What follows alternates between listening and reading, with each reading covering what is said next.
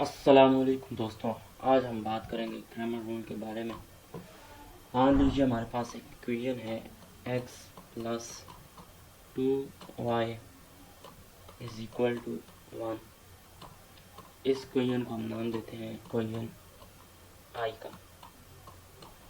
और मान लीजिए हमारे पास एक और इक्वेशन है 2x plus 3y is equal to 5/2। तो इसको हम नाम देते हैं इक्वेशन 2 का।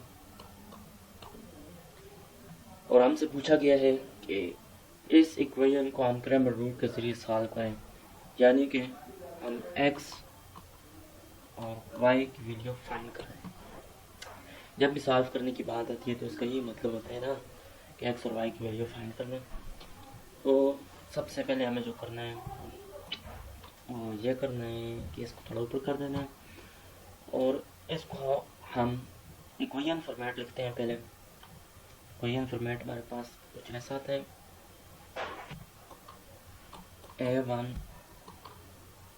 a1 x plus b1 y is equal to c1।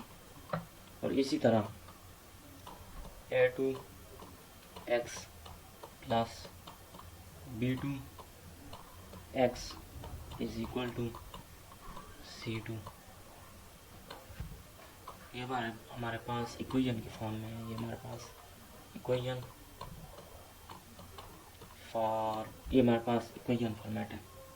अब अगर हम इसको मैट्रिक्स की फॉर्म में लिखना चाहें तो हम इस इक्वेशन के ज़रिए लिख सकते हैं ax is equal to b।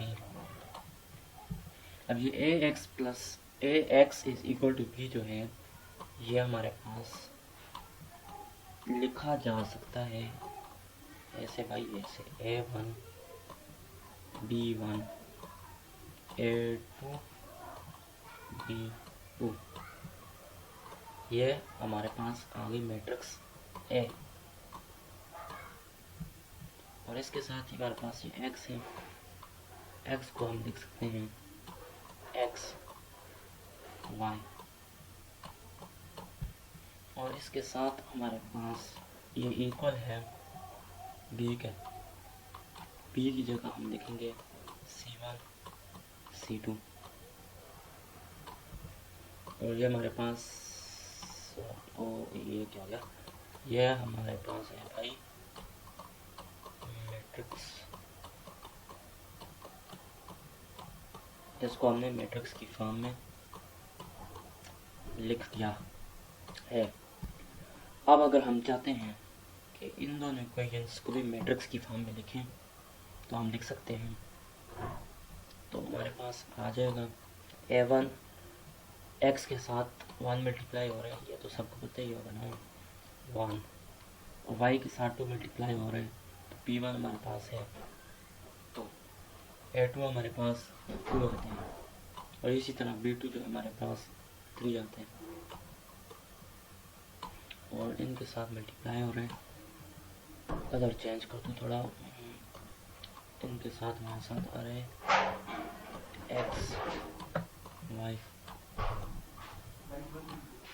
Is equal to, इसके साथ आ रहे हैं 1 और 5/2। अब ये मैट्रिक्स की फॉर्म में आ गया। अब जब ये मैट्रिक्स की फॉर्म में आ ही गया है तो हमारे पास एक्स्ट्रा पार्ट इसको डिलीट कर देते हैं। तो ये हमारे पास मैट्रिक्स की फॉर्म में, तो हमने फाइंड क्या करना था, value of X and Y. तो हमें एक्स और वाई की वैल्यू फाइंड करनी थी। अब एक्स और वाई की वैल्यू फाइंड करने के लिए हमारे पास फार्मूले हैं। X is equal to determinant of a x divided by determinant of A.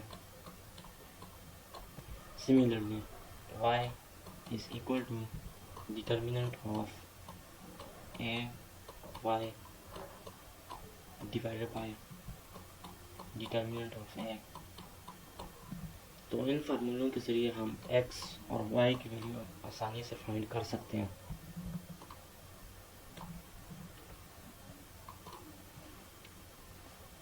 अब हमें डिटर्मिनेंट ऑफ ए फाइंड करना है। Determinant of A is equal to, तो ये हमारे पास मैट्रिक्स ए है, पहला और आखिरी एलिमेंट मल्टीप्लाई आ जाएगा 3, इसमें से सब्ट्रैक्ट कर देंगे 2 मल्टीप्लाई 2 4, इन दोनों का मल्टीप्लाई, ये हमारे पास आ रहा है -1। डिटर्मिनेंट जो हमारे पास -1 आ गया।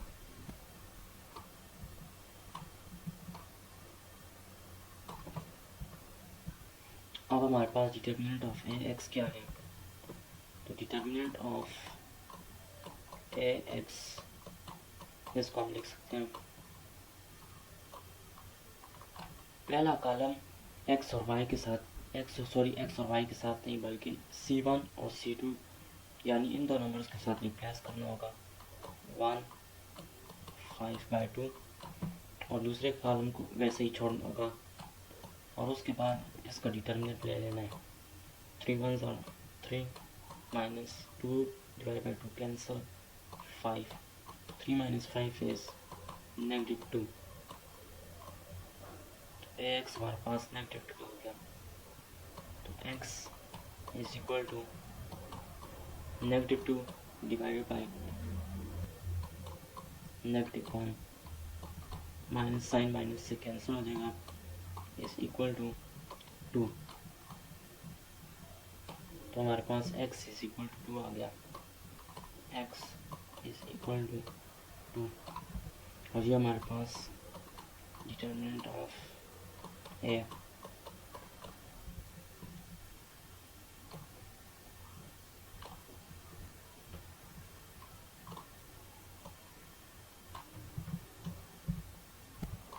अब determinant of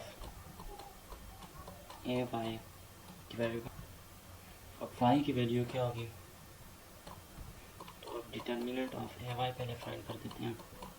determinant of A Y होगा जी,